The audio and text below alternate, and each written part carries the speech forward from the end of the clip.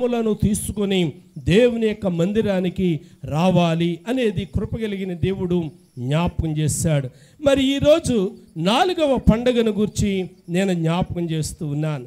ఈ 4వ పండుగను ఏమన్నారు అని గనక ఆలోచన చేస్తే రండి, దేవుని యొక్క గ్రంథములో నుండి లేవియా కాండము 23వ అధ్యాయము, బైబిల్ గ్రంథములో నుండి అందరూ కూడా తీయండి. 932 నెంబర్ పేజీ. ఓకే కదా? రైట్. లేవియా కాండము 23వ అధ్యాయము 15వ వచనము నుండి కొన్ని వచనాలు చదువుకుందాం.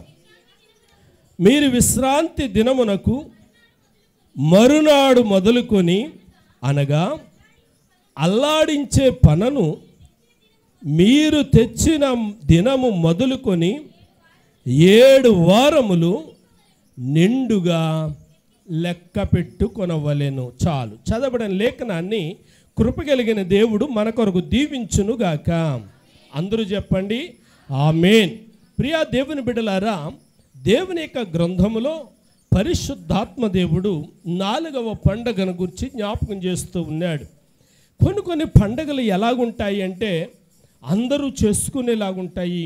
కొన్ని పండగలు అందరూ చేసుకునేలాగా ఉండవు. ఎందుచేత అని గనక ఆలోచన చేస్తే కొన్ని పండగలు ఖరీదైనవిగా ఉంటాయి. భూలోకంలో కూడా కొందరు సంపన్నులైనటువంటి వారు ఉంటారు, కొందరు ఆర్థిక మాంద్యానికి దిగువ భాగంలో ఉన్నవారు కూడా ఉంటారు. కాబట్టి కొన్ని పరిస్థితులు ఎలా ఉంటాయి అంటే సంపన్నులైనటువంటి వారితో సమముగా మరి ఉన్నటువంటి వారు కొనసాగలేరు. మీరు తెలుసు అనుకుంటాను, మనము ఇలాంటి సాధారణమైనటువంటి వస్త్రాలను మనం వేసుకుంటూ ఉంటాం. ఇంచుమించు మన వస్త్రం యొక్క ఖరీదు ఎంత ఉంటుంది అని అంటే 100 రూపాయల నుండి 1000 రూపాయల వరకు, లేకపోతే 2000 రూపాయల వరకు.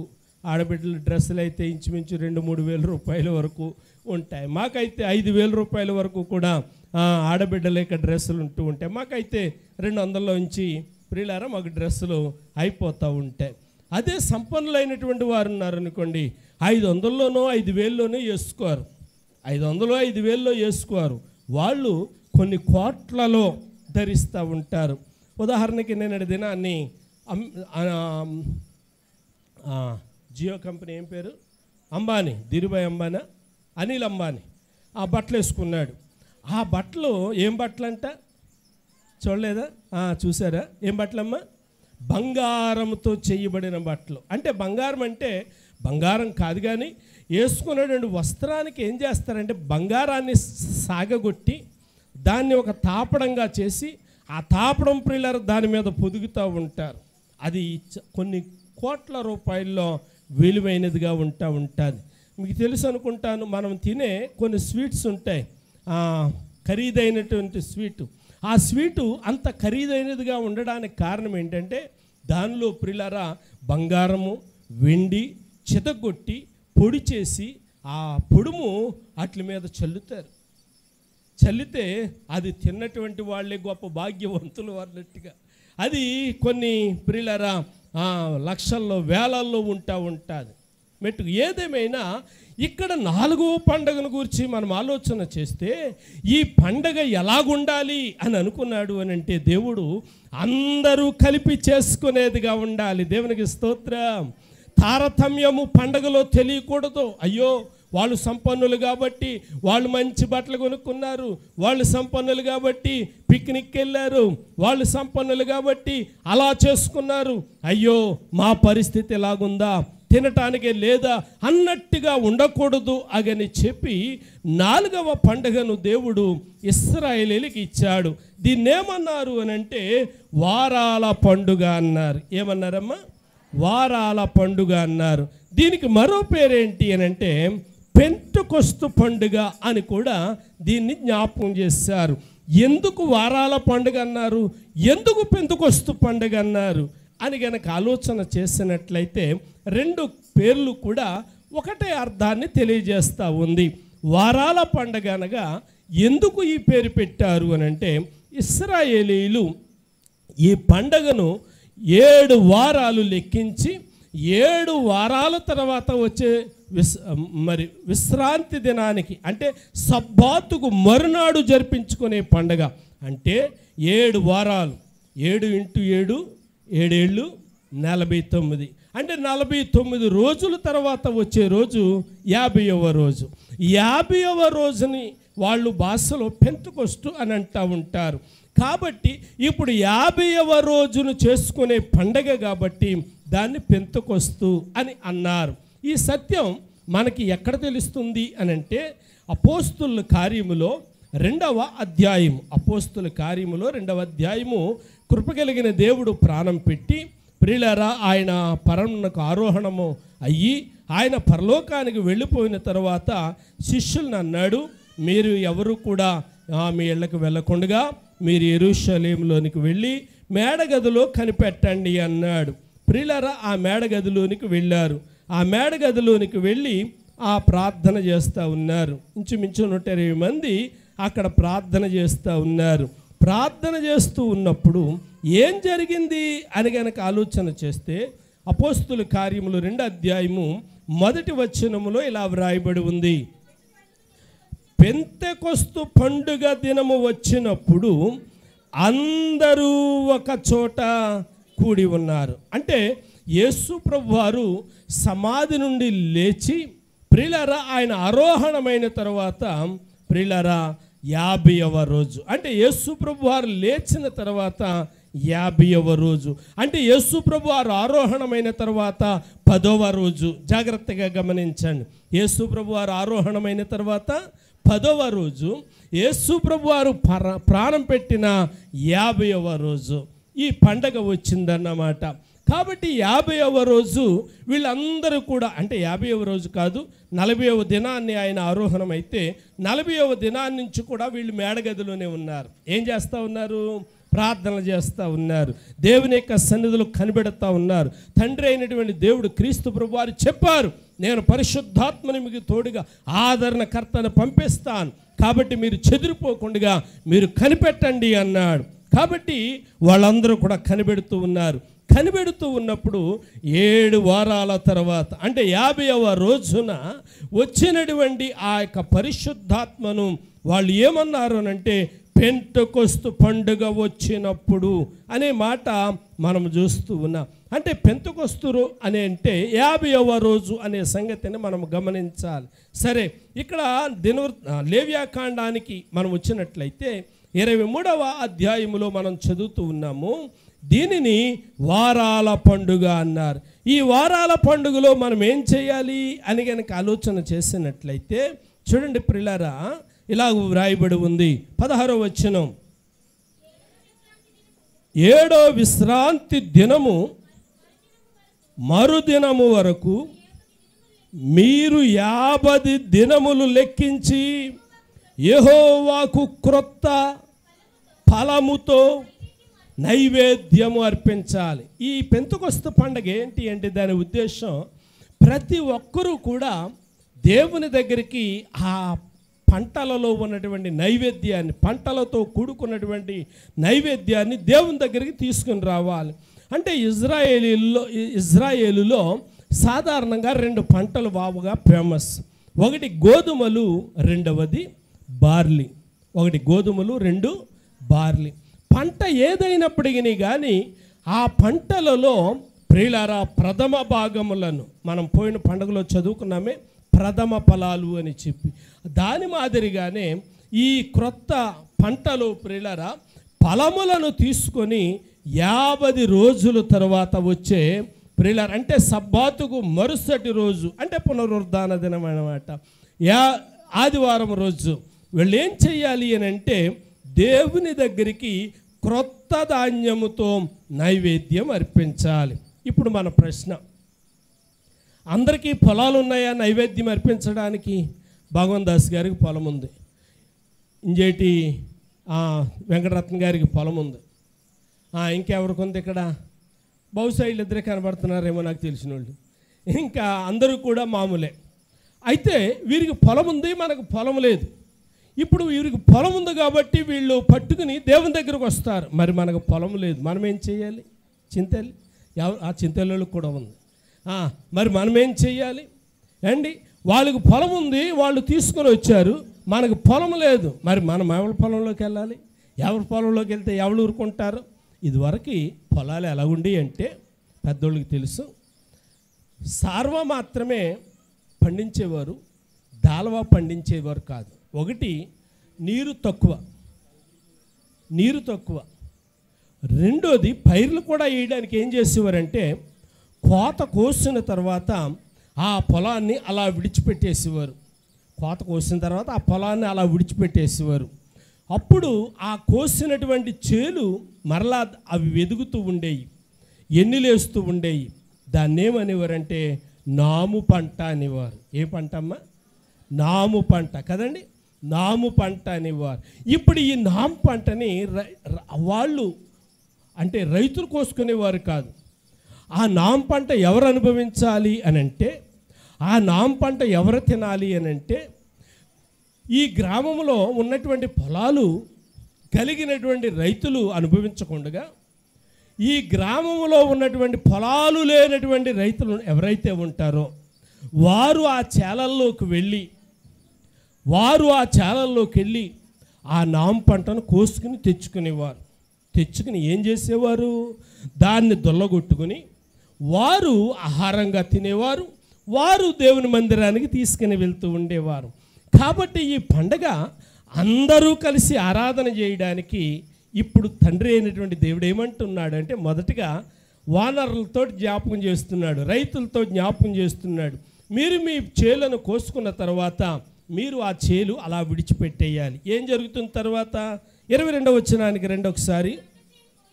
మీరు మీ పంట చేనును కోయినప్పుడు నీ పొలము యొక్క వరిలను పూర్తిగా కోయకూడదు, నీ కోతలో రాలిన పరగను ఏరు కొనకూడదు. వాటిని ఏం చేయాలంటే బేదలకును పరదేశులకును వాటిని విడిచిపెట్టాలి. వినండి ప్రియా దేవుని బిడ్డలారా, రైతులకి దేవుడు ఏం చెప్తున్నాడంటే, మీరు పంటను కోసేటప్పుడు నీ పొలము గట్టు ప్రక్కన వారలు ఉంటాయి, వారల వరకు కొయ్యకూడదు, వారలు కొంచెం విడిచిపెట్టాలి. అంత మాత్రమే కాదు, కట్టే సమయంలో నీ పనివారితో ఏం చెప్పాలి అని అంటే ఆ కట్టే పనులలో నుండి కొంచెం నీ గ్రామంలో ఉన్నటువంటి పేదవారి కోసం దాన్ని విడిచిపెడుతూ ఉండాలి. దానిని నీ ఊరిలో ఉన్నటువంటి పేదవారు పరగ రూపంలో ఏరుకోవాలి. దేవునికి స్తోత్ర. నా చిన్నతనంలో నేను ఇలా పరగేరుకొచ్చేవాడిని. పరగేరుకొచ్చిన తర్వాత పొద్దుటే వెళ్ళి పరగేరుకుని సాయంకాలం 4 గంటలకల్లా వస్తే 4 గంటల నుంచి అమ్మ అరుగు మీద దొల్లగొట్టిన తర్వాత ఆ రాత్రే ఆ పొయ్యి మీద ఎట్టి దాన్ని ఉడకబెట్టి అరుగులు ఉండేవి కదా, అరుగుల మీద వేసి ఆరబెడుతూ ఉండేది. అలాగే 2 రాత్రులు 2 పగళ్ళు ఆరబెట్టిన తర్వాత ఇంట్లోనే ప్రియులారా ఇంత గుంటలు ఉండేవి. ఆ గుంటలో వేసుకుని దంచుకొని దానిని ఆహారంగా తీసుకునేవాళ్ళం. నేను ఎందుకు ఈ మాట జ్ఞాపకం చేస్తున్నాను అని కనుక ఆలోచన చేసినట్లయితే, మనకి పొలాలు లేవు కాబట్టి మనం ఎలాగ రావాలి దేవుని దగ్గరికి అని చెప్పి దేవుని దగ్గరికి రాకుండా ఆగిపోకూడదు. అయ్యో ఈ పండుగను మేము చేసుకోలేకపోతూ ఉన్నాం, దేవుని దగ్గరికి రాలేకపోతూ ఉన్నాం అని చెప్పి ఎవరు బాధపడకూడదు. ఈ పొలాల గురించి మరో మాట చెప్పమంటారా? నా చిన్నప్పుడు ప్రియులారా జుట్లు కోయడానికి వెళ్ళేవాళ్ళు అనేవారు. పనికి వెళ్తే ఏం పనికి వెళ్ళారమ్మంటే జుట్లు కోయడానికి వెళ్ళేవాళ్ళు అనేవారు. మీకు తెలుసో లేదో తెలియదు. అప్పుడు ప్రియులారా పంటలు ఎలాగుండాయంటే, పొట్ట రాకముందే చేలు చాలా ఇంత ఎత్తెదిగిపోయి, నాకంటే ఎత్తెదిగిపోయి, పొట్ట రాకముందు మళ్ళా దాన్ని సకానికి కోసేసేవాళ్ళం. గుర్తుందండి అయ్యారు అండి? ఆ జుట్లు కోసేసేవాళ్ళు మనం సకానికి కోసేసిన తర్వాత అప్పుడు ప్రియులారా వెన్నేసుకునేది. ఇలాగూ అప్పట్లో పంటలు ఉంటూ ఉండేవి. అప్పుడులో ఆ పంటల్ని ప్రియులారా రైతులు అలాగ విడిచిపెడుతూ ఉండేవారు. నాతో పాటు ఇంకా చాలామంది ఉన్నారు. మా ఊర్లో పరగ కోసం వెళ్తే ఆ చేనును ఆ పనిచేసే ఆ కూలీలు కొద్ది కొద్దిగా వదిలిపెడుతూ ఉండేవారు. దానిని మేము పోగు చేసుకుని సాయంకాలానికి ఇంటికి తెచ్చుకునేవాళ్ళం. కాబట్టి ఇక్కడ పరిశుద్ధాత్మ దేవుడు జ్ఞాపకం చేశాడు, ఈ వారాల పండుగను అందరూ అనుభవించాలి. దేవునికి స్తోత్రం. ఈ వారాల పండుగలో తారతమ్యాలు, భేదాలు లేవు. చిన్నోడని, పెద్దోడని, వృద్ధుడని, బాలుడని, వయసుతో సంబంధం లేదు, ధనంతో సంబంధం లేదు. ఈ వారాల పండుగలో అందరూ పాలు పొందాలి, అందరూ సమానులే అని తెలియచేయడానికే అపోస్తుల కార్యములో 2వ అధ్యాయంలో పెంతెకొస్తు పండగ రోజు ప్రియులారా అందరి మీదకి పరిశుద్ధాత్మ దేవుడు దిగాడు. దేవునికి స్తోత్రం. హల్లెలూయా. అందరి మీదకి కూడా పరిశుద్ధాత్మ దేవుడు దిగాడు. పరిశుద్ధాత్మ దేవుడు ప్రియులారా అందరినీ దర్శించాడు. పరిశుద్ధాత్మ దేవుడు అందరినీ తాకాడు. పరిశుద్ధాత్మ దేవుడు అందరితో కూడా మాట్లాడాడు అనే సంగతిని బిడ్డలారా మనం జ్ఞాపకం చేసుకోవాలి అని చెప్పి నేను ప్రేమతో మనవి చేస్తూ ఉన్నాను. అంత మాత్రమే కాదు, ఈ పెంతెకొస్తు పండగ మనకేం నేర్పిస్తుంది అని గనక ఆలోచన చేస్తే, ఈ పెంతెకొస్తు పండగ మనకేమి నేర్పిస్తుంది అని గనక ఆలోచన చేస్తే హెచ్చు తగ్గులతో సంబంధం లేదు. యోవేలు గ్రంథంలో వ్రాయబడి ఉంది కదా, కడవరి దినాలలో మీ యవ్వన బిడ్డలు ఏం చేస్తారు? దర్శనాలు చూస్తారు. ప్రియులారా కులాలతో సంబంధం లేదు, ప్రియులారా వయసుతో సంబంధం లేదు అన్న సంగతిని మనము గమనించవలసినటువంటి వారమై ఉంటూ ఉన్నాం. కాబట్టి ఈ 7 వారాల పండుగను ప్రియులారా ఇంచుమించు అది జూన్ మాసంలోనే వస్తుంది అని చెప్పి బైబిల్ చరిత్ర తెలియచేస్తూ ఉంది. ఇంకొకటి ప్రియులారా ఈ పండుగను ఎందుకు ఆచరించాలి అని కనుక ఆలోచన చేస్తే, అంతవరకు ఇశ్రాయేలీలకు ధర్మశాస్త్రం లేదు. కాబట్టి ఇప్పుడు దేవుడు మోషే ద్వారా ధర్మశాస్త్రాన్ని ఇచ్చినందుకు ఈ పండుగను ఆచరించాలి అనే మాట కృపగలిగిన దేవుడు జ్ఞాపకం చేస్తున్నాడు. రెండొకసారి నిర్గమాకాండము 23వ అధ్యాయము, నిర్గమాకాండం 23వ అధ్యాయము 16వ వచనములో ఇలా వ్రాయబడి ఉంది. అమ్మ, నీవు పొలములో విత్తిన నీ వ్యవసాయము యొక్క తొలి పంట యొక్క కోత పండుగను, అమ్మ పొలములో నుండి మీ వ్యవసాయ ఫలములను నీవు కూర్చుకొన్న తరువాత, అమ్మ సంవత్సరాంతమందు ఫల సంగ్రహ పండుగను ఆచరించవలెను. వినండి ప్రియులారా, రైతులేమో ఫలములను పంటను సేకరించుకున్న తర్వాత కూలీలేమో ఆ రైతుల యొక్క పొలాలలోనికి వెళ్ళి ఆ ఓరలను కోసుకొని మధ్య మధ్యలో ఉన్నటువంటి పరగను ఏరుకున్న తర్వాత ఆచరించవలసినటువంటి పండగ. ప్రత్యేకించి ఇశ్రాయేలీలకు 3 పండుగలను ఇచ్చాడు. 7 పండుగల్లోనూ 3 పండుగలు చాలా ప్రాముఖ్యమైనవి. ఆ 3 పండుగల్లో ఈ పండుగ చాలా ప్రాముఖ్యమైంది. ఏ పండుగ రోజునైనా ఒకవేళ అవకాశం లేక కనబడకపోయినా ఈ పండుగలో మాత్రం కంపల్సరీ దేవుని దగ్గరికి రావాలి. ఈ పండుగలో దేవునిని స్తుతించడానికి రావాలి. ఈ పండుగలో దేవుణ్ణి ఆరాధన చేయడానికి రావాలి. 34వ అధ్యాయము నిర్గమకాండంలోనే 34వ అధ్యాయము 22వ వచనములో, మరియు నీవు గోధుమల కోతలు ప్రథమ ఫలముల పండుగ అనగా వారముల పండుగను, చూడండి ప్రియులు, ఏ పండుగమ్మా? వారముల పండుగ, వారాల పండుగను సంవత్సరాంతమందు పంట కూర్చు పండుగను ఆచరించవలెను. వినండి ప్రియమైనటువంటి దేవుని బిడ్డలారా, పరిశుద్ధాత్మ దేవుడు జ్ఞాపకం చేస్తున్నాడు. ఎందుకు ఈ పండుగను ఆచరించాలి?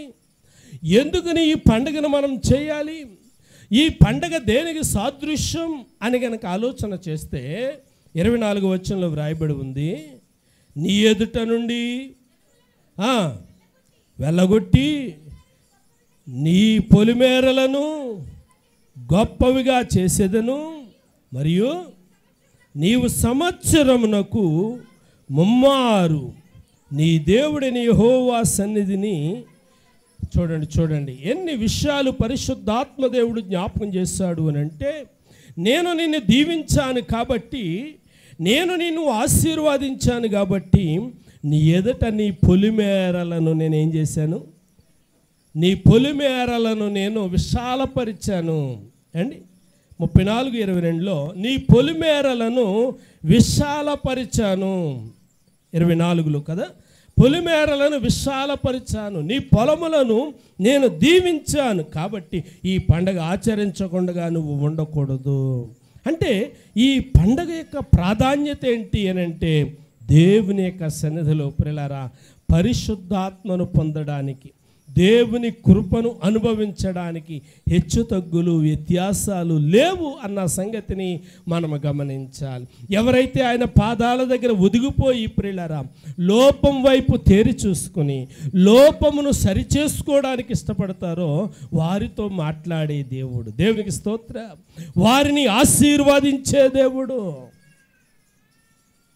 హాగరు అబ్రహాము ఇంట ఉన్నప్పుడు లోపమును సరిచేసుకోలేకపోయింది. నిజానికి సారా అధికారి కాబట్టి అధికారి కొంచెం కోప్పడినప్పుడు పనివారు ఏం చేయాలి, ఆ సమయంలో కొంచెం సర్దుబాటు చేసుకోవాలి కోపాన్ని. కానీ హాగరు హెచ్చింపు చేసుకుని సారా మీదే కొంచెం తిరుగుబాటు చేసే పరిస్థితుల్లో సారా అబ్రహాముకి చెప్పినప్పుడు, అబ్రహామేమో దేవుడికి చెప్పినప్పుడు దేవుడిచ్చినటువంటి ఆజ్ఞ మేరకు ఇంటి దగ్గర నుండి తొలగించాడు, పంపించాడు. అరణ్యంలోనికి వెళ్ళిన తర్వాత ఆమె లోపం వైపు తేరి చూసుకుంది. నేను ఈ స్థితికి రావడానికి కారణం ఏంటి? ఎక్కడో ఆరాధన జరిగే స్థలంలో నేను ఉండేదాన్ని, సమృద్ధి అయిన స్థలంలో ఉండేవాడిని, విశ్వాసులకు తండ్రి అనబడినటువంటి అబ్రహాము ఇంట నేను ఉండేదాన్ని, ఎందుకు ఈ పరిస్థితి వచ్చిందని లోపము వైపు తేరి చూసి కన్నులెత్తి ప్రియులారా విధేయతతో వినయంతో ప్రార్థన చేసింది. దేవునికి స్తోత్రం. ప్రియులారా అప్పుడు అర్థమైంది ఆవిడికి, ఏంటో తెలుసా, ఆయన చూచుచున్న దేవుడు. అంతవరకు ఆమెకు అర్థం కాలేదు. లోపం వైపు తేరి చూస్తేనే కానీ అర్థం కాలేదు. హాగరు లోపం వైపు తేరి చూచినప్పుడు ఎందుకు ఇలా జరిగింది అని లోపం వైపు తేరి చూచినప్పుడు నా అహంకారమే కదా, నా గర్వమే కదా, నా నోటి దురిసే కదా అన్న సంగతి ఎవరికి అర్థమైంది? హాగరికి అర్థమైంది. కాబట్టి ప్రియమైనటువంటి దేవుని బిడ్డలారా సాధ్యమైనంత మట్టికి కాని మాటలు పలకకుండా ఉండాలి. ఏ మాటలమ్మా? కాని మాట పలకకుండా ఉండాలి. కాని మాట అనేది దేవుని దృష్టిలోనూ శాపమే. అది ఒకవేళ భార్య పలికితే భర్తకు రోషం వస్తుంది, భర్త పలికితే భార్యకు కూడా రోషం వస్తుంది. కాబట్టి ప్రియులారా ఎందుకు కాని మాట పలికి ఒకరికొకరు విరోధం పెంచుకోవాలి? ఎందుకు కాని మాట పలికి దేవునికి విరోధం అవ్వాలి? మోషే, దైవజనుడు మోషే దేవుని మనిషి, ప్రియులారా దేవునికి ప్రియమైనటువంటి వాడు. అయినా కానీ మోషే మీద దేవుడు కోపగించాడు. కారణం ఏంటి? కాని మాట పలికాడు. ఏ మాట అమ్మా? కాని మాట. ద్వితీయోపదేశకాండంలో ఆకారాధ్యాయంలో వ్రాయబడి ఉంది, మోషే ఇదిగో నువ్వు పలికినటువంటి కాని మాటను బట్టి నిన్ను నేను ఆ కనాను దేశం వెళ్ళడానికి నేను అనుమతించను, కానీ ఇదిగో ఈ కొండెక్కి అదిగో ఆ పిస్కా శిఖరం మీద నుండి అదంతా చూడండి ఆఖరి అధ్యాయం 1వ వచనం. ఎరుకోకు ఎదురుగా ఉన్న అమ్మ పిస్కా కొండ వరకు పోయి అప్పుడు యెహోవా దాను మొదలుకొని గిలాదు దేశమంతా, నప్తాలి దేశమంతా, ఆ ఎఫ్రాయిం మనుష్యుల దేశాన్ని, పశ్చిమ సముద్రం వరకు ఉన్న యోధా దేశం అంతా, 3వ వచనం, సోయరు వరకు ఈత చెట్లు గల ఎరుకో లోయ చుట్టూ మైదానము అతనికి చూపించాడు. చూడండి అంతా చూపించాడు. 4వ వచనంలో అంటున్నాడు, నీ సంతానానికి ఇస్తానని అబ్రహాము, ఇస్సాకు, యాకోబులకు నేను ప్రమాణం చేసిన దేశం ఇదే.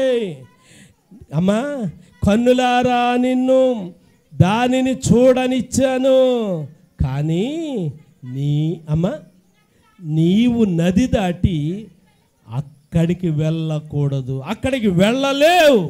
కారణం ఏంటి ప్రియులారా? 40 సంవత్సరాలు మోషే కదా ఇశ్రాయేలీయుల కొరకు పాటుపడింది. 40 సంవత్సరాలు ఇశ్రాయేలీయులు విసిగించినటువంటి ఆ బాధను తట్టుకున్నవాడు మోషే కదా. ప్రియులారా, ఎంత విసిగించారు ఇశ్రాయేలీయులు, ఆ బాధను తట్టుకున్నవాడు, మాటలను పడినవాడు, నిందను భరించినటువంటి వాడు. అయినా కానీ ఏదో ఆవేశంలో చిన్న మాట, ఆ మాటకి దేవుడు పెట్టిన పేరు ఏంటంటే కాని మాట, అంటే అనకూడనటువంటి మాట. మనం ఏమనుకుంటూ ఉంటాం, చిన్న మాటే కదా, మనల్ని మనం మార్కులు వేసుకుంటూ ఉంటాం. కానీ మోషే కూడా ఏమన్నాడు? పెద్ద మాట ఏమైనా అన్నాడా? ద్రోహులారా అని చిన్న మాట అన్నాడు. కానీ ఆ మాట తండ్రి అయినటువంటి దేవుడు జ్ఞాపకం చేస్తున్నాడు. వీళ్ళు నా ప్రజలు, నా రక్తంతో కడగబడినటువంటి ప్రజలు, నా రక్తంతో కడగబడిన నా ప్రజలను ద్రోహి అంటే ప్రియులారా ఆయన భరించలేడు. దేవునికి స్తోత్రం కలుగును గాక. అవును, ఆయన రక్తం చేత కడగబడినటువంటి వారం మనము. అంటే మనం ఆయనకి ఎంత ప్రియమైనటువంటి వారము, మనకెంత ఇష్టమైనటువంటి వారము, ఆయనకు ప్రియులారా మనం ఎంత అందమైనటువంటి వారమో. అందుకే యెషయా గ్రంథంలో ఆయన అంటాడు, నా అరచేతిలో నేను చెక్కుకొని ఉన్నాను. అరచేతిలో మనల్ని పెట్టుకున్నాడు, అరచేతిలో పెట్టుకుని ఆయన చూసుకుంటూ ఉన్నాడు. ఎందుకు అని అంటే ఆయన రక్తంతో కడుగున్నాడు కాబట్టి, ఆయన రక్తంతో కడిగాడు కాబట్టి. ప్రియమైనటువంటి దేవుని బిడ్డలారా, మరలాగైతే ఆ వారాల పండుగ మనం ఏం చెయ్యాలి అని అంటే తప్పనిసరిగా మనం ఆచరించాలి. సంఖ్యాకాండము చూడండి, సంఖ్యాకాండం 28వ అధ్యాయము, సంఖ్యాకాండం 28వ అధ్యాయము 26వ వచనం, 28, 26. అమ్మ, మరియు ప్రథమ ఫలములను అర్పించు దినమున, అనగా వారముల పండుగ దినమున, అమ్మ మీరు యెహోవాకు క్రొత్త పంటలో నైవేద్యము తెచ్చినప్పుడు మీరు పరిశుద్ధ సంఘముగా కూడవలెను. ఆ రోజున మీరు జీవనోపాధి అయిన సాధారణమైన పనులేమీ చేయకూడదు. బిడ్డలారా వినండి, యవన బిడ్డలారా, పెద్దలారా, చిన్న బిడ్డలారా వినండి. ఆ రోజు మనం ఎలాగుండాలి అని అంటే ఆ అర్పణ తెచ్చే రోజు, ఆ నైవేద్యము తెచ్చే రోజు ఆయన పిల్లలైనటువంటి వారందరూ కూడా, ఆయన జనాంగము అనబడినటువంటి వారు పరిశుద్ధ సంఘముగా కూడాలి. అంటే సమాజముగా కూడాలి, ఆరాధన చేయాలి. ప్రభువా, మీరు ఆహారం ఇచ్చారు, నీకు వందనాలు. పంటలను ఇచ్చారు, నీకు వందనాలు. ఆయుష్నిచ్చారు, నీకు వందనాలు.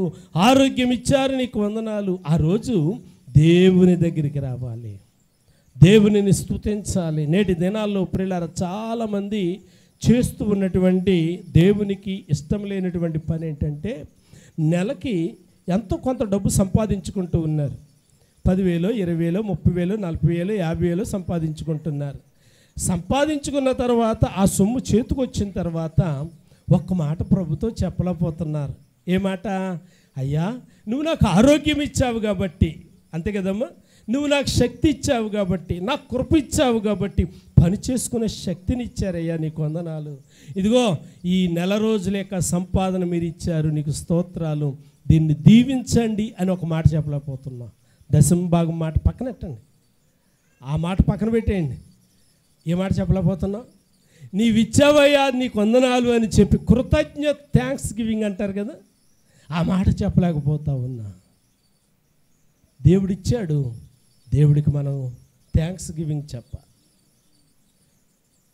వినండి ప్రియమైనటువంటి దేవుని బిడ్డలారా, ఇక్కడ మనం చదువుతూ ఉన్నాము. ఒకటి, నైవేద్యం తీసుకురావాలి. రెండోది, పరిశుద్ధ సంఘంగా కూడాలి. ఎందుకు కూడాలి? ఈ మాట చెప్పడానికి కూడాలి, ఆరాధన చేయడానికి కూడాలి, స్తుతించడానికి కూడాలి, మన నోట ఆయన నామం ఉండడానికి కూడాలి. మనమేమనుకుంటూ ఉన్నాము, నా తెలివిని బట్టి ఆ కంపెనీలో జాబ్ ఎలా వచ్చిందనుకుంటున్నావు? నా తెలివిని బట్టి, అమ్మ ఆ కంపెనీలో జాబ్ ఎలాగొచ్చింది? నా తెలివిని బట్టి, నా బుద్ధిని బట్టి, నా జ్ఞానాన్ని బట్టి అని మనం అనుకుంటూ ఉన్నాం. దేవుడు నిన్ను ప్రేమించి, నిన్ను కనికరించి, నిన్న సోషల్ మీడియాలో ఒక పోస్ట్ వచ్చింది. ఒక అబ్బాయి 10th క్లాస్ పరీక్ష రాశాడు, ఫెయిల్ అయిపోయాడు. చాలా టాలెంట్ కలిగిన, చూసారా, చాలా టాలెంట్ కలిగినటువంటి అబ్బాయి. సుమన్ టీవీ వాళ్ళు కూడా పెట్టారు అది. టాలెంట్ కలిగినటువంటి అబ్బాయి ఫెయిల్ అయిపోయాడు. అతని మీద ఆధారపడినటువంటి వాళ్ళు చాలామంది ఉన్నారు. ఏంటి ఇడు ఫెయిల్ అయిపోయాడు అన్నారు. అందరూ బాధపడ్డారు కానీ అతను బాధపడలేదు. సరే, మరలా అవకాశం వచ్చింది, మరలా రెండోసారి పరీక్షలు రాసే టైం వస్తుంది కదా.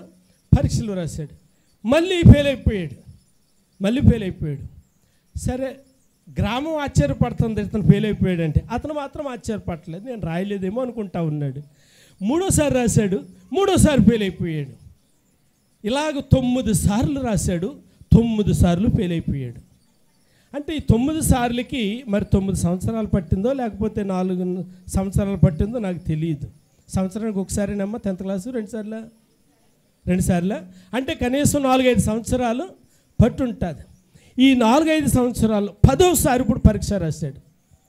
10వసారి పరీక్ష రాస్తే ఈ 10వసారి రాసినటువంటి పరీక్షల్లో అతను పాస్ అయిపోయాడు. పాస్ అయిపోతే ఆ గ్రామం అంతా కలిసి అతనికి పట్టు వస్త్రాలు తెచ్చి, అతను టోపీ, చూసారా, టోపీ పెట్టి, గుర్రాన్ని తెచ్చి గుర్రం మీద కూర్చోబెట్టి ఎదర బ్యాండ్ మేళం పెట్టి ఊరేగింపుతో ప్రియులారా తీసుకెళ్తున్నారు. నేను అనుకున్నాను పెళ్ళికొడుకునేమో అనుకున్నాను.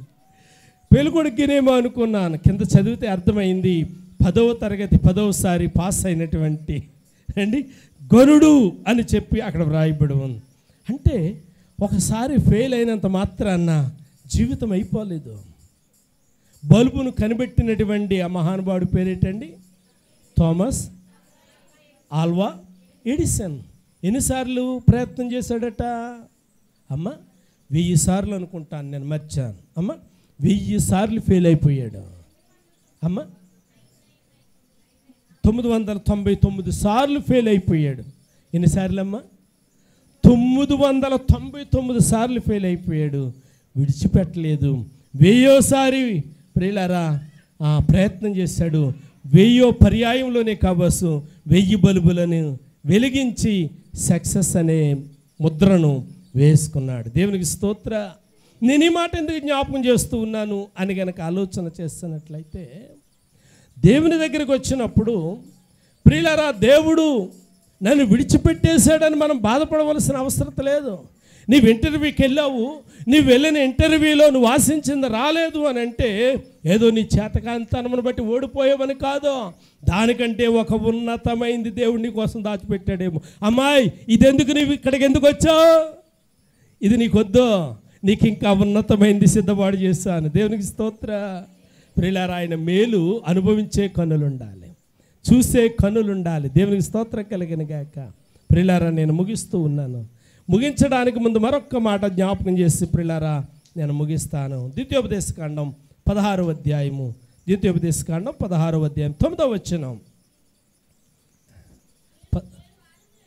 7 వారములను లెక్కింపవలెను. నీ పంట చేని పైని వేసినది మొదలుకొని 7 వారములను లెక్కించి నీ దేవుడని యెహోవాకు వారముల పండుగ ఆచరించుటకై నీ చేతనైనంత అర్పణమును సిద్ధపరచవలెను. వినండి బిడ్డలారా, వారముల పండుగ ఆచరించాలి. ఎందుకు ఆచరించాలి అని అంటే, సంవత్సరంలో ఒకవేళ ఏదైనా పరిస్థితులు అనుకూలించక దేవుని మందిరానికి రాక దేవుని యొక్క ఉగ్రత నీ మీద ఉంటే, ఆ ఉగ్రత నీ మీద నుండి తొలగిపోవడానికి ఈ పండుగలు నువ్వేం చేయాలి? పరిశుద్ధ సంఘముగా, పరిశుద్ధ సమాజముగా, పరిశుద్ధులతో కలిసి ప్రభువును ఆరాధన చేయాలి. దేవునికి స్తోత్ర. హల్లెలూయా. 10వ వచనం కూడా చదవమ్మా. నీ దేవుడని యెహోవాకు అర్పించుటకై నీ చేతనైనంత, వింటున్నారా? నీ చేతనైనంత. దేవుని దగ్గరికి వచ్చేటప్పుడు దేవుని దగ్గరికి ప్రియులారా, దేవుని యొక్క కనికరము కోసం మనం ఏం చేయాలి అని అంటే, మనము దేవునికి తెచ్చే అర్పణ ఎలాగుండాలి అని అంటే చాతనైనంత మట్టికి. ప్రియులారా, మలాకీ గ్రంథంలో ఏమని రాయబడి ఉందంటే 10వ భాగము 10వ వంతు అని మాత్రం రాయబడి ఉంది. కానీ తండ్రి అయినటువంటి దేవుడేమన్నాడు అని కనుక ఆలోచన చేస్తే చాతనైనంత మట్టికి. అదే యోహాను 3వ పత్రికలో మనం చదివితే ఏమని రాయబడి ఉంది? ప్రియుడా, నీ ఆత్మ వర్ధిల్లుచున్న ప్రకారము. అంటే ప్రారంభంలో 10వ భాగం తీసుకొని వచ్చాము. దేవుడు మన వ్యాపారాన్ని దీవించాడు, లేక మన చేతి పని దీవించాడు, మనల్ని దీవించాడు. ఇప్పుడు కూడా అదే కాదు, ఇప్పుడు మనం ఏం చేయాలి అని అంటే మనం వర్ధిల్లుచున్న ప్రకారము అండి, మనం వర్ధిల్లుచున్న కొలది. కోల్గేట్ కంపెనీ గురించి మీ అందరికీ కూడా తెలుసు. మన లోగడ షార్ట్ మెసేజ్లో ఎవరు చెప్పారన్నమాట? షార్ట్ మెసేజ్లో కోల్గేట్ గురించి అమ్మ ఎవరు చెప్పారు? మణికుమారా కాదా? ఎవరో చెప్పగా నేను విన్నాను. కోల్గేట్ కంపెనీని తయారు చేసినటువంటి ఆ కోల్గేట్, ఆయన పేరే కోల్గేట్, ఆయన దేవుని యొక్క సన్నిధిలో నిర్ణయం చేసుకున్నాడంట, ప్రభువా, నేను నీ పని కొరకు నేను సహాయపడతాను, నాకు సహాయం చేయని అడిగి కంపెనీ పెట్టాడట. ప్రారంభంలో పళ్ళపొడి అని చెప్పి తయారు చేస్తూ ఉండేవాడు. తర్వాత పేస్టుల రూపంలో తయారు చేయడానికి ప్రారంభించిన తర్వాత కంపెనీ బాగున్న తర్వాత కొద్దిగా కృతజ్ఞత కానుక పట్టుకొచ్చి ఇచ్చేవాడట. కొద్దిగా కృతజ్ఞత కానుగట్టుకొచ్చి ఇచ్చిన తర్వాత కంపెనీ ఇంకా బాగుంది. ఆ తర్వాత ఇప్పుడు 10వ భాగం ఇవ్వడం మొదలెట్టాడట. ఇంకా కంపెనీ బాగుంది. ప్రియులారా, ఇప్పుడు 10వ భాగం నుండి 20వ భాగం ఇవ్వడం మొదలెట్టాడట. ఇంకా కంపెనీ బాగుంది, కంపెనీ ఇంకా వృద్ధి చెందుతూ ఉంది. ప్రియులారా, 20వ భాగం నుండి 50వ భాగానికి వచ్చాడట. వినండి బిడ్డలారా, 50వ భాగానికి వచ్చినా కానీ దేవుడు దాన్ని తక్కువ కాకుండా ఇంకా దినదినము వృద్ధి చేస్తూ ఉంటే ఇప్పుడు ఆయన ఏం చేస్తూ ఉన్నాడు అని అంటే 10వ భాగం ఆయన తీసుకుంటూ ఉన్నాడు. 90 భాగాలు ప్రభు పని కొరకు ఇస్తూ ఉన్నాడు. దేవునికి స్తోత్ర. ఆ 90 భాగాలను ప్రపంచంలో ఉన్నటువంటి అనేక మంది పేదలను ప్రియులారా పోషిస్తూ ఉన్నాడు. పేదలను హక్కును చేర్చుకుంటూ ఉన్నాడు. నేను ఎందుకు ఈ మాటలు జ్ఞాపకం చేస్తున్నాను అని అంటే, కృప కలిగిన దేవుడు జ్ఞాపకం చేస్తూ ఉన్నాడు. తండ్రి అయినటువంటి దేవుడు నిన్ను ఆశీర్వదించిన కొలది. అమ్మా, మీ ఆశీర్వాద కొరకు చెప్తా ఉన్నాను ప్రియులారా. ఏదో పాస్టర్ గారు ఆశించి చెప్తున్నారు. ఇలాంటి నెగిటివ్ ఆలోచన మనసులో పెట్టకండి. సత్యం మీకు తెలియాలి కాబట్టి చెప్తా ఉన్నాను. తండ్రి అయిన దేవుడు నిన్ను ఆశీర్వదించిన కొలది నువ్వు దేవునికి ఇవ్వాలి. ప్రభు పని కొరకు ఇవ్వాలి. ప్రభు యొక్క నామ మహిమార్థమై నువ్వు ఇవ్వాలి. ప్రియులారా, ఇప్పుడు చిన్నప్పుడు ప్రారంభించాం. ఆ రూపాయి ఇటు ఇప్పటికీ రూపాయేనా? దేవుడు ఇంతేనా? అదే స్థితిలో ఉంచాడా నిన్ను? ఒకసారి నీ లోపం వైపు తేరుచూడు, ఒకసారి వెనక తిరిగి తేరుచూడు. ఎప్పుడో 10 రూపాయలు వేయటం మొదలెట్టావు, ఇప్పటికీ అదేనా మన బ్రతుకు? ఆ 10 రూపాయల్లోనే ఉంచాడా దేవుడు? ప్రియులారా, పాస్టర్ గారికి మన మనసుతో నేను చెప్పట్లేదు. సత్యము నీకు తెలియాలి, నీ ఆశీర్వాదం కొరకు నీకు తెలియాలి అని మాట జ్ఞాపకం చేస్తూ ఉన్నాను. ఎప్పుడో 20 రూపాయలు ఇవ్వడం, ఎప్పుడో 100 రూపాయలు ఇవ్వడం మొదలెట్టావు, అదేనా నీ పరిస్థితి? దేవుడు అక్కడే ఉంచాడా నిన్ను? ఎన్ని అంచెలంచెలుగా ఆశీర్వదించాడు, ఎన్ని సరిహద్దులు దాటుకుంటూ దేవుడు నిన్ను తీసుకొని వచ్చాడు. 350 రూపాయలు జీతం అందుకున్నప్పుడు 10 రూపాయలు వేసావేమో, ఇవాళ 10,000 అందుకుంటున్నావేమో, ఆ 10 రూపాయలు వేస్తున్నావేమో. ఒక్కసారి వెనక్కి తిరిగి చూద్దాం. తండ్రి అయినటువంటి దేవుడు నిన్ను అంచెలంచెలుగా హెచ్చిస్తూ ఉన్నప్పుడు మరి తండ్రి అయినటువంటి దేవుని పనికి నీవు ఇస్తున్నటువంటి ప్రోత్సాహం ఏది? తండ్రి అయిన దేవుని పనికి నీవు చూపుతూ ఉన్నటువంటి ప్రోత్సాహం ఏది? తల ఉంచండి, కళ్ళు మూయండి, ప్రార్థన చేద్దాం. ఈ మధ్యాహ్న కాల సమయంలో తండ్రి అయినటువంటి దేవుడు నీ చేతి పనులను బలపరిచాడు, నీ చేతిని బలపరిచాడు. ప్రారంభంలో దేవుని పనికి బాగానే సహకరించా. ఏమైపోయింది? మధ్యలో లవోదికేయ సంఘంలాగా ప్రేమ చల్లారిపోయిందా? నిలువెచ్చని స్థితిలోనికి వచ్చామా? ప్రియులారా, దేవుడు తింటాడా ఇవి, దేవుడు చూస్తాడా ఇవి అనే ప్రియులారా ఉద్దేశంలోనికి మనం వచ్చామా? దేవుడు చూస్తూ ఉన్నాడు. హాగరంటా ఉంది, ఏమంటా ఉంది హాగరు? చూచుచున్న దేవుడు ఆగరును చూచిన దేవుడు నిన్ను చూడడా? ఆగరును చూచిన దేవుడు నిన్ను చూడడా? ఆగరును దర్శించిన దేవుడు నిన్ను దర్శించడా? ఒక్కసారి మనలను మనము పరిశీలించుకుందాం, మనలను మనం పరీక్షించుకుందాం. ప్రియులారా, దేవుని పని కొరకు దేవుడు నీకు ఇచ్చేదంతా, దేవునికి నువ్విచ్చేదంతా ఒకసారి ఆలోచన చేద్దామా? ఒకసారి కళ్ళు తెరిన అవ్వక చూడండి. ఒక మాట చెప్పి ప్రియులారా నేను ముగిస్తాను. జాగ్రత్తగా వినండి. ప్రార్థన చేసుకునేటప్పుడు, దేవుణ్ణి అడిగేటప్పుడు ఇలాగ అడుగుతాం, ప్రభువా నా ముందు వెనక కూడా నీ దూతలను నాకు కావలుగా ఉంచండి అని అడుగుతాం. ఎక్కడ ఉండాలి? ముందు వెనక కూడా కాపలా ఉండాలి. అంటే ఒక ఎమ్మెల్యేకి ఎంతమందిని ఇస్తారు? సెక్యూరిటీని ఇద్దరిని ఇస్తారు. ఒక ఎమ్మెల్యేకి ఇద్దరిని ఇస్తారు. ఇప్పుడు ఇద్దరిచ్చి ఇప్పుడు ఎమ్మెల్యే అబ్బే నాకు నలుగురు కావాలంటే ఇస్తారా? ఎవరు? ఇప్పుడు ఈ నలుగురు కావాలంటే ఈయన ఎమ్మెల్యే నుంచి ఎంపీ అవ్వాలి, ఎమ్మెల్యే నుంచి ఎంపీ అవ్వాలి. అంటే ప్రార్థనా శక్తి. ఇప్పుడు దేవుడు ఒక దూతను మనకి ఇచ్చాడు. నీకు ఇంకా దూతలు పెరగాలి అంటే నీ ప్రార్థన అనుభవం పెరగాలి, నీవిచ్చే అనుభవం ఇంకా పెరగాలి, దేవుని యొక్క పనిని ప్రోత్సహించే అనుభవం ఇంకా పెరగాలి. నీకు చుట్టూ కావాలి, ముందు వెనకే కాదు. ఇప్పుడు ముందు వెనక ప్రార్థన చేస్తాము. కొన్ని రోజులకి ప్రభువా నా చుట్టూ నీ దూతల నుంచు అన్న. అంటే చుట్టూ ఉండాలంటే నీ స్థాయి ఎక్కడికి వెళ్ళిపోవాలి? ఒక సీఎం దగ్గర నుండి ఎక్కడికి వెళ్ళిపోవాలి? పిఎం దగ్గరికి వెళ్ళిపోవాలి. అంటే పిఎం దగ్గరికి వెళ్ళాలి అని అంటే నువ్వు ప్రార్థనలో పోరాడేవాడిగా ఉండాలి, దేవుని యొక్క పని కొరకు నువ్వు ప్రోత్సహించేవాడిగా ఉండాలి. నీవు గనక అలా పని చేసినట్లయితే నువ్వు అడగవసరం లేదు. ఇప్పుడు సీఎం అయిన తర్వాత రేపు ఎన్నికల్లో వచ్చిన తర్వాత అడగవసరం లేదు, నాకు నలుగురిని సెక్యూరిటీ, 10 మందిని సెక్యూరిటీ అని అడగవసరం లేదు. గవర్నమెంట్ రూల్ ఇచ్చేస్తారు కదండి, ఇచ్చేస్తుంది కదండి. ఈయన అడగవసరం లేదు, అడగకుండగానే ఇచ్చేస్తా. దేవుడు నీకు ముందు వెనక ఉంచాలంటే నీ ప్రార్థన ఏమై ఉండాలి? ఆయనకి ఇష్టమైనది అయి ఉండాలి, ఆయన సరిపోవాలి. నలుగురు సెక్యూరిటీ గార్డ్ ఇవ్వాలి అని అంటే నువ్వు సరిపోతున్నావా లేదా? 6 సెక్యూరిటీ నీకు ఉండాలి అని నువ్వు సరిపోతున్నావా లేదా? తల వంచండి, కళ్ళు మూయండి. ఒకసారి మళ్ళీ మనం ఆలోచన చేసుకుందాం. అడుగుతున్నాం, మంచిదే నాయన, నా చుట్టూ దేవదూతల నుంచి ఆయన ఉంచట్లేదు. కారణం ఏంటి? మన స్థితి పెరగట్లేదు, ప్రార్థనా స్థితి పెరగట్లేదు, దేవుని పనిని ప్రోత్సహించే స్థితి పెరగట్లేదు. ప్రియులారా, నైవేద్యం తీసుకుని దేవుని దగ్గరకు వచ్చే స్థితి పెరగట్లేదు. జీతం చేతికొస్తే 3 వారాలు మందిరంలో కనబట్టలేదు, కూలి పని చేతికొస్తే ఆ వారం మందిరంలో కనబట్టలేదు.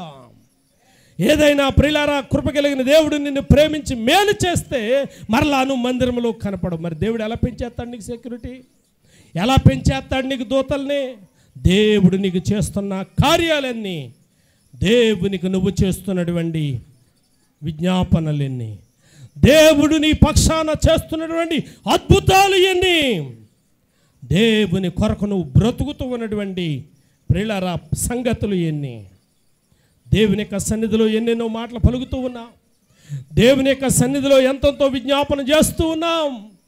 కానీ మన స్థితి మారట్లేదు అని అంటే ప్రియులారా, మనకు సెక్యూరిటీ పెరగట్లేదు అని అంటే మన స్థాయి పెరగట్లేదు. ఒక్కసారి ఆలోచన చేయండి. నీ చుట్టూ దేవదూతలు ఉండాలంటే నీ స్థాయి పెరగాలి. అది ప్రార్థనలో దేవునితో విజ్ఞాపన చేయటంలో పెరగాలి, దేవునికి ఇచ్చటలో పెరగాలి.